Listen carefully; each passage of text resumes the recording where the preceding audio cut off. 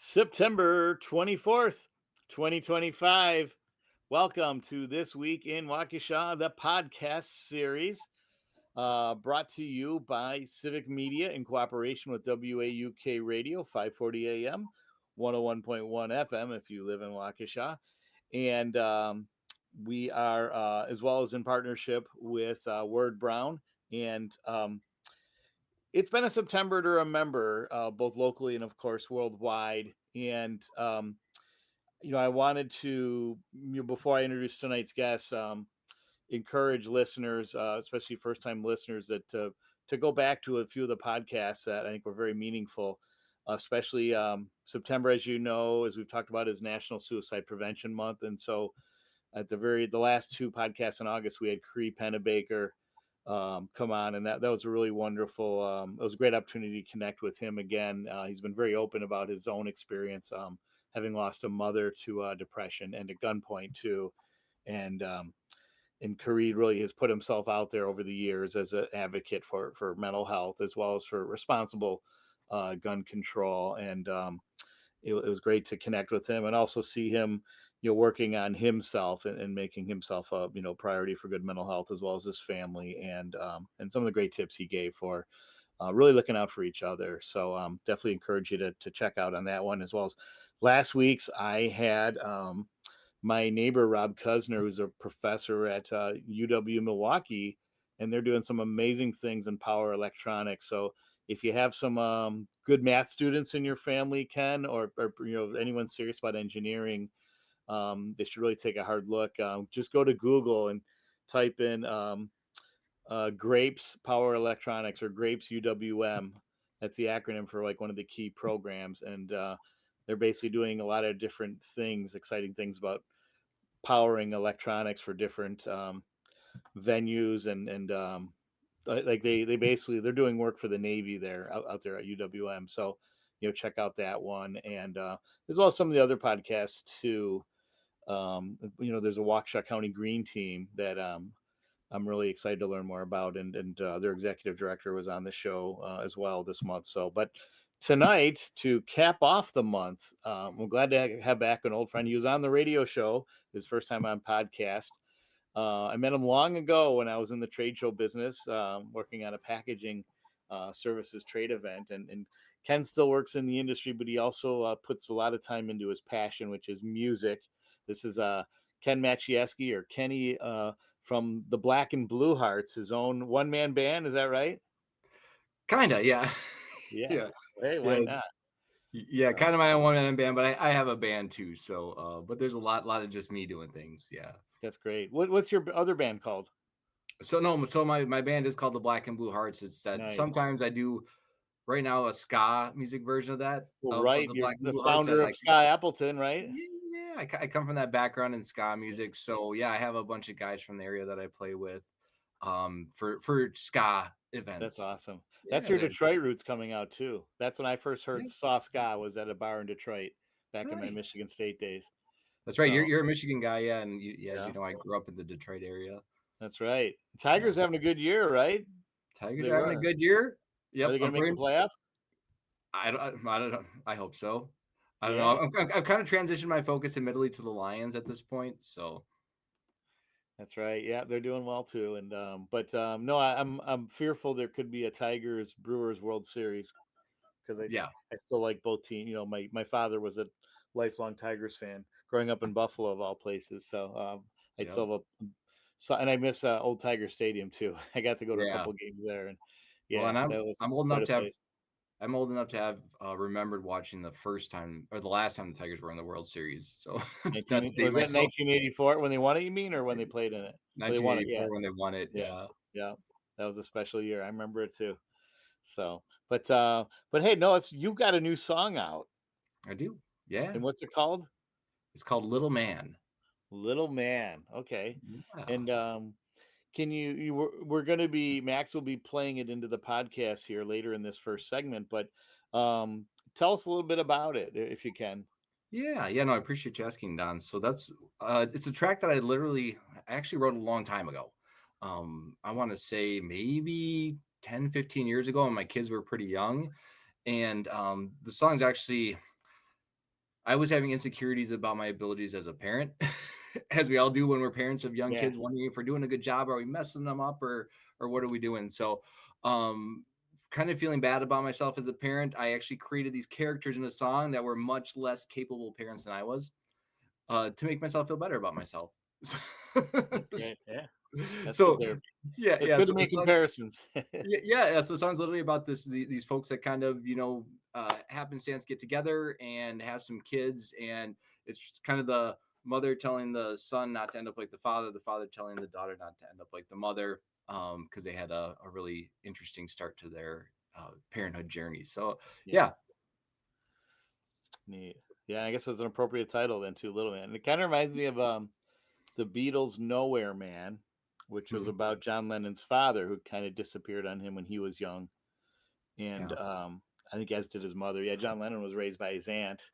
I think his mom was very young and I think wasn't able to take care of her by herself. yeah. But yeah, no, a lot of us we can kind of even with good parents, we can kind of relate to that theme if we feel that we're been Yeah, we all have our neglected. moments as parents, Yeah, right, Don? yeah, gotcha, yeah, And for me, it was really appropriate that I released it now because I released it, I think, the week before I took my son to college for his first year of college. okay. He's turned out to be a really fantastic kid, and we're really proud of him for going off to school. So, And um, where's he going? he's going to UW Stevens Point. Nice. So yeah, we Yes, were just there. My son's on the I guess you'd say the JV team for Carroll, and they had a scrimmage at Stevens Point. That's yeah, a beautiful campus. it is. Like I didn't Yeah. realize until he went there that 2/3 of the campus is nature preserve, which I thought was pretty cool. They also have a great aquaculture program, which Yeah, is an industry near and dear to my heart, and I'd love to see it become more prominent here in the Great Lakes region. I think there's a lot of economic opportunity that we haven't um, we've only scratched the surface on, not even that. And so, and what's your son studying there? so he's studying fisheries and aquatics. Here you go. Yeah. So Yes, he's in that conservation lane, right? he and I have to talk. I worked with a nonprofit for a long time. Was a client of mine called the Center for Responsible Seafood, Okay. and they were doing a lot of great things with aquaculture internationally and in developing countries, especially, but also with what they call the wild catch fisheries, the artisanal fisheries, and really doing a lot of work to promote those industries for the benefit of the world, really. And so, Right. yeah. So, like I said, I look forward to continuing that conversation with your son. But getting back to your music, I remember a couple years ago you produced a song and you played it on. We put the track on the radio show, and then that was a real thrill. And how many songs have you? I guess should we say published since that time, or put out on track like that? So well, I'll just go to since I started the Black and Blue Hearts, I've put out 5 songs in total. Okay, So 4 of them were primarily just me, doing everything for the most part. nice. Although I will say on Little Man that I just released, Eric Medunik, who's a bass player in the area. He plays with Ben Janzo and Dirty I've heard Boogie. of him. He Yeah. he's Willie Porter's main bass player. Just real fantastic guy. But I felt like the track needed a vibe in the bass section that I'm not a bass player, and Yeah. I can fake my way through it, but I had seen Eric play and I knew he was the guy for the job, right? And he's a Nice. walk he's a local guy here, plays in a lot Yeah. of bands. So it was really Sure. cool to have him come in and do that track, and he Yeah. killed it, right? Yeah. Yeah. So, and speaking of bands, you are still a band at your daughter is in the band at Waukesha West. My daughter's still, yeah, she's actually out on the football field practicing right now. Nice. And So will West be participating in March Fest at Waukesha South on Saturday? yeah, Are she's they gonna be part of there on that? Yeah, Saturday. You that'll gonna be be over great. there? So, I may be roped into volunteering. My wife does every year, so for the concessions because she's president of the boosters. But we'll see what my workload looks like because I actually have a lot of work to do on my work. But I will say this though, because I did work it. If it wasn't last year, it was the year before, and it was it was 2 years ago. It was packed, and it was It's a a big big. event. Yeah. It's the biggest in the state, I believe, and it's the oldest as I understand it, and it really it's a great celebration of marching band music. And you might remember 2 years ago if you were there, Waukesha North had a pretty impressive skit, if you will. And my nephew Bruno Orlowski was kind of the lead. He's waking up, he's getting out of bed in the morning, he's walking up to the piano and he's He was a playing. piano And player. Yeah. yeah, and I remember that. he's still doing music at UW Eau Claire, and he's in that 500 person marching band, and he's Wow. really having he really loves life there at Eau Claire, and So I'm excited to see him do more great things with his music. Awesome. Yeah, kid was a fantastic piano player. And I certainly remember that show. It was a really memorable show for North. And I know that Eau Claire program, a lot of my son's friends. So my son was in the marching band at West last year before he graduated, and a bunch of his friends are going to Eau Claire and playing in the marching band. I think there's a couple of them in the drum line up there. So that's I think one of the bigger marching band programs in the country, to be honest. But Eau Claire is like 400 kids. It's nuts. I thought it was 500, but you might be right. All I know is they line up. There's small bleacher section behind the visitors bench, the football team's bench at the stadium, and that's not for the visiting team's fans. That's for the Eau Claire marching band. They really, like, even when they're not playing the brass, playing loud music and drums, they're shouting and cheering and screaming and making it really difficult for the visiting team to hear themselves on that sideline. So it is a pretty neat little tradition they have there. It's a big deal. Yeah, and I'll tell you, last year we did one of our marching events at Waukesha West, and I was the announcer for it, and I got to announce what's Eau Claire Blue Golds, and they came on the field, and I was not expecting it. Like, they filled pretty much every square inch of the field. They were so big. Sure. Yeah, cool. Yeah, it's a big deal there, so that's neat. But yeah, no, I encourage everybody listening, because this should be published by, I would think, Friday at the latest, to be sure to check out March Fest on Saturday, this coming Saturday. That's the 27th. And then on the 26th, it's South Fest. It's kind of their big annual, like, kind of festival, pregame festival. It starts at, I believe, at like 4:30. And then it ends with, and there's games. There's a lot of stuff for the kids to do, kids of all ages. And then when the festival ends, the big North-South football game starts, some crosstown rivals, now belonging to the Parkland Conference. So Max is giving me the nod that now's the time to play your song, and it's called "Little Man" by the Black and Blue Hearts, and it was written and composed with a little help, you said, on bass, but Kenny's the magic behind it. So we're gonna listen to it now, and then conclude this first segment.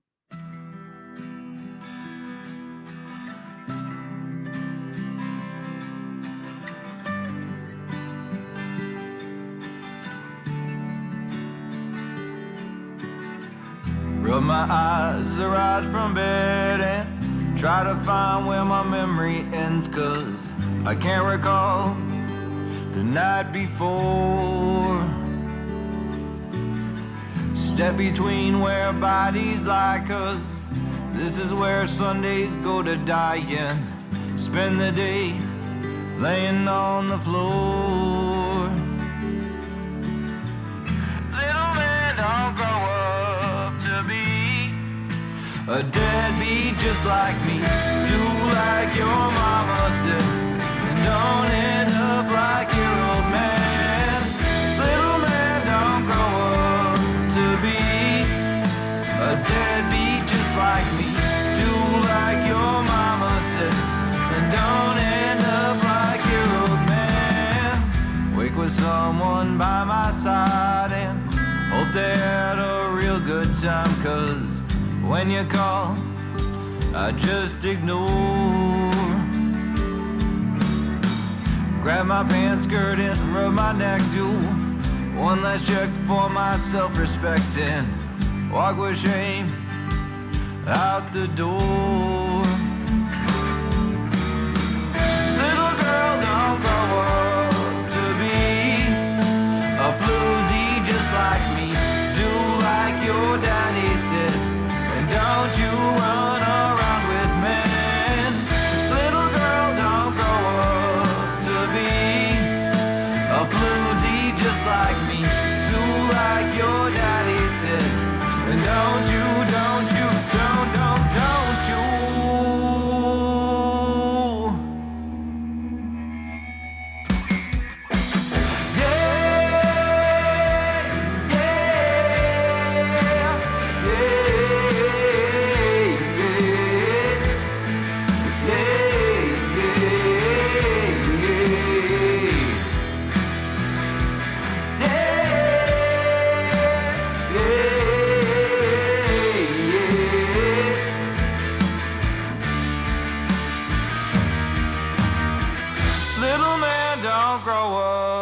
to be a deadbeat just like me.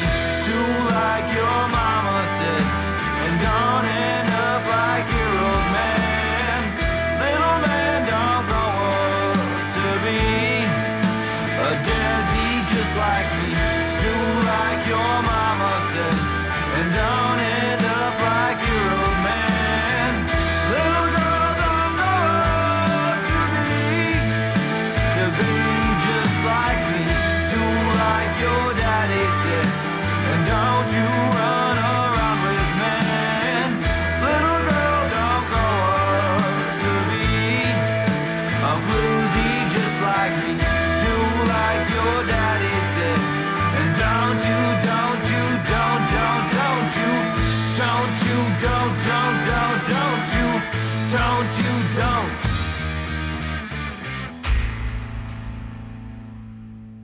Hey, that was beautiful, Kenny. No, you were right about it definitely pulls at the heartstrings for someone that's a parent, and even with grown up children, you wonder about your inadequacies sometimes. So that one definitely I'm gonna have to definitely listen to it again, and maybe live. When do you still have kind of a regular live thing?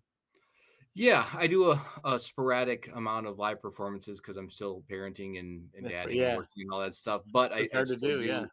But if you hop over to the blackandbluehearts.com, just like we see on the screen, but take out the spaces and add a .com at the end, my shows are listed there on that page. So, and I Thank you. probably do about 20, 25 performances a year. A lot of them solo I acoustic, know. but like I mentioned before, sometimes. And I've been a bad friend. I haven't been to any of them. I got to get out to one of them It's all and bring right. the wife along. We'll get you out. I'm trying to book a couple in Waukesha actually, because I don't think I've done too many in Waukesha. So Yeah, we got to get you a local gig. So I think yeah. I may know some people. But yeah, we got it. We should try to see if we can include you next year. We did like an inaugural Les Paul birthday party in June, and Max was there to provide some digital support. But it's growing, for an inaugural kickoff, and then it benefits that Music Success nonprofit I was telling you about. Mhm. And Yeah.